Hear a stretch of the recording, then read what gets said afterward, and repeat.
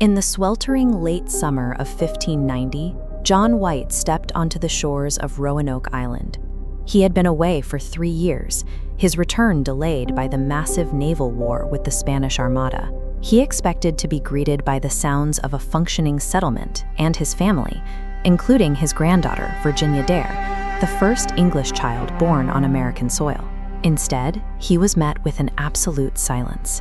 The fort was abandoned and overgrown, standing exactly as it had been left. On a wooden post at the entrance, White found the letters CRO and the word croatoan carved into the grain. He searched for a carved Maltese cross, the signal they had agreed to use if they were fleeing in distress, but the wood was bare. There were no signs of struggle, no blood in the dart, and no graves. The colonists had not been slaughtered in a surprise attack. They had systematically dismantled their homes and moved on. The decision to leave was driven by years of escalating violence. Previous English military expeditions had repeatedly antagonized the local population, at one point burning a Sakotan village to the ground over a single missing silver cup. This tension peaked in June 1586, when English commander Ralph Lane launched a preemptive strike that resulted in the death and beheading of the local chief, Pemisapin.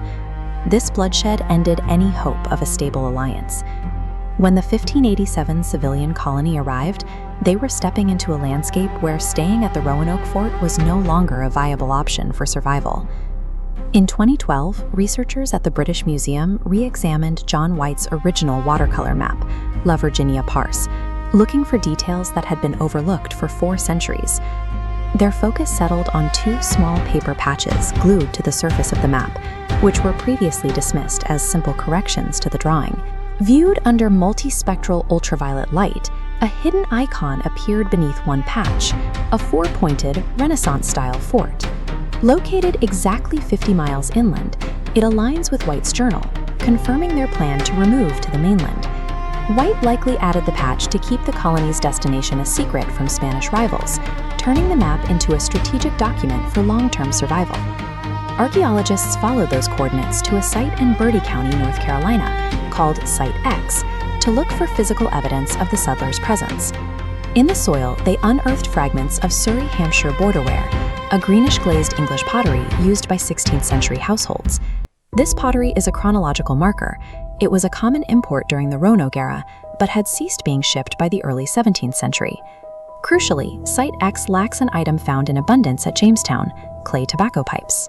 The later settlers were frequent smokers, who left thousands of pipe fragments in their trash pits.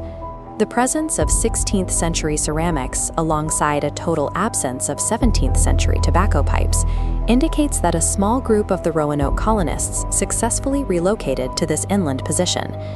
To the southeast, researchers have also scoured Hatteras Island, historically known as Croatoan, which was the home of the tribe that had been friendly to the English. Excavations here have produced 16th century English artifacts, including a rusted rapier hilt, gun hardware, and fragments of a slate writing tablet. These English tools were found resting in the same pits as Native American pottery, suggests these items were used in the same time frame and in the same households. The way these objects are intermingled, without signs of battle or trauma, indicates that the starving settlers moved beyond their fortresses and began a life of cohabitation with the Croatoan people. Modern science is now tracing these connections through the Lost Colony DNA project, analyzing the Y chromosomes of local families to find links to the 16th century.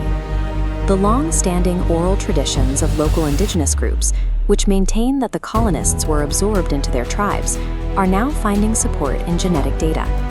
A unique genetic signature found in a modern North Carolinian participant matches a lineage from the Tudor era, one that shares a surname with Henry and William Brown, both of whom are listed on the colony's 1587 passenger manifest.